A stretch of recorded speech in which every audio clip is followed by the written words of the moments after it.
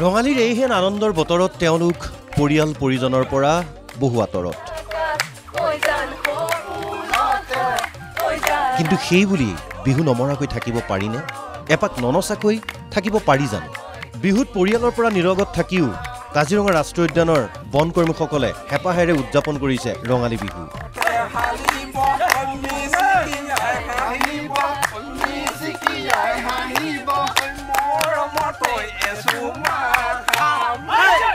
কাজিৰঙা ৰাষ্ট্ৰীয় উদ্যানৰ অতন্দ্ৰ প্ৰহৰী বনকৰ্মীসকলে দিনে নিশাই নিজৰ কৰ্তব্য পালন কৰিবলগীয়া হয়।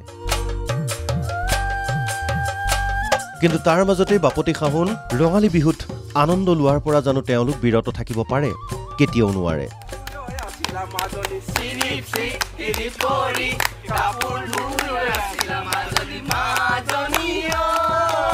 এই আনন্দ উৎসৱৰ দিনত কাজিৰঙা ৰাষ্ট্ৰীয় উদ্যানৰ অতন্দ্ৰ প্ৰহৰী বনকৰ্মীসকলে এইদৰে নিজৰ গধুৰ দায়িত্ব পালন কৰাৰ লগতে একেলগে বিহু গাই এপাক নাচি আনন্দ ফূৰ্তি কৰিছে। ৰাষ্ট্ৰীয় উদ্যানখনৰ পুৰণিৰ একাংশ বনকৰ্মীয়ে একেলগ হৈ এইদৰেই কাজিৰঙাৰ নৈৰ পাৰত অথবা বিলৰ কাষত বিহু মাৰিছে।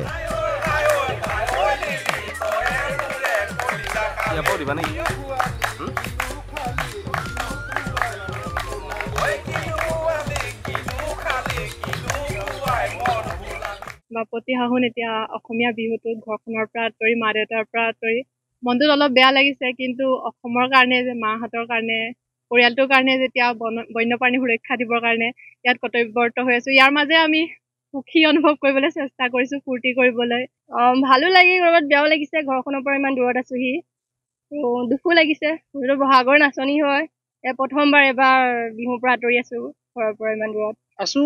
কাজিৰঙাৰ সুৰক্ষাৰ স্বাৰ্থত আৰু আমি কাজিৰঙাক সুৰক্ষা কৰিও আহিছো। ঠিক তেনেকে ধৰা বিহু পূজা যিয়ে আহক সকলো আমি যেনিবা চব ত্যাগ কৰি আমি নিজৰ কৰ্মৰ খাতিৰত আমি থাকিবলগীয়া হয়।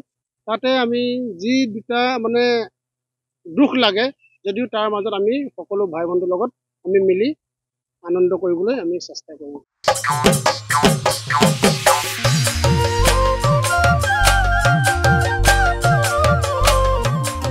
কাজিৰঙাৰ পৰা কিষাণ চেত্ৰীৰ ৰিপৰ্ট, NKTV+।